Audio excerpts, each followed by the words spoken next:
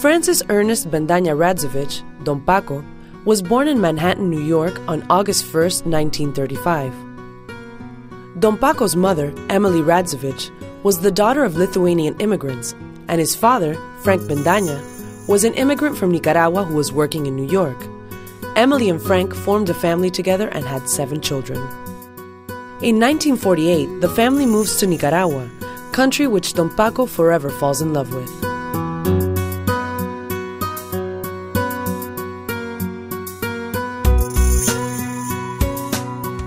Without knowing Spanish, Don Paco begins attending La Salle High School in the capital of Managua. Within a short time, he learns how to speak perfect Spanish and graduates as the institute's top student. This honor earns him a scholarship to the Pan American Agricultural School, Zamorano, in Honduras. Here, not only does he gain the essential knowledge that will guide his professional career, but also meets a young and very beautiful Nicaraguan girl named Maria Teresa McEwen Callejas, whom he would later marry after graduating.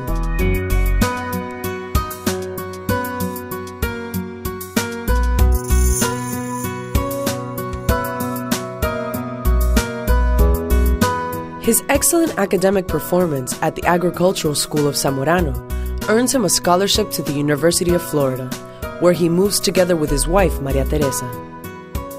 Through his talent, discipline, and intelligence, he obtains a PhD in biochemistry from the University of Florida and is awarded another scholarship to study a postdoctorate in plant physiology at the University of Yale. Here, he focuses his investigations in new and better methods for planting coffee.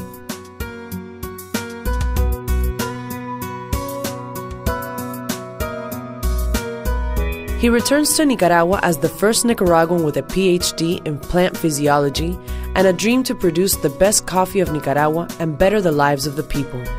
With enthusiasm and determination, he begins what will become his lifelong labor, learning and sharing his knowledge with others. Don Paco converts El Quetzal, a farm given to him by his father-in-law, into the most productive coffee farm in all of Nicaragua, creating a new agricultural model of efficiency and productivity, with production outputs 100% superior to those accustomed in those days. Professor, businessman, philanthropist, leader, Don Paco becomes nationally known as the expert for issues related to coffee production. In 1976, he founds the Central Cooperative of Coffee Producers of Matagalpa, with more than 7,000 members. In the late 70s, after a long and arduous civil war, a new leftist Sandinista government is installed in Nicaragua. Don Paco's expert knowledge of agricultural practices and love for nature drive him to criticize the erratic and destructive agricultural and environmental policies the Sandinista government begins to practice. In 1981, he is deported to the United States. In 1991, after the fall of the Sandinista government, Don Paco returns with his family to find his farm El Quetzal in ruins. Instead of giving up on his dream, he immediately begins focusing all his efforts towards a visionary new project focused on coffee quality.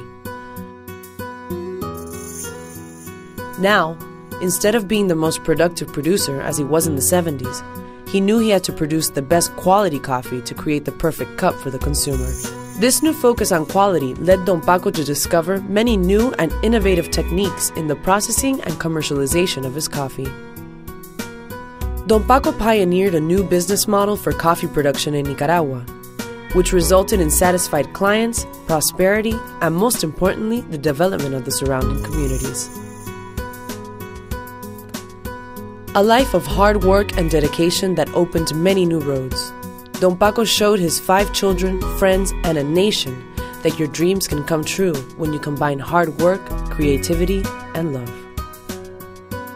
For me, the best legacy I can leave my children, my community, and my country, Nicaragua, is the branding of our coffee under the name of my father, Don Paco, and share his dream with the world. He always insisted that coffee could be served as a bridge for relationships as long as we talked, we share with a great cup of coffee. El café para mí ha sido mi parte de mi vida, principalmente mi gran sueño, mi gran amor.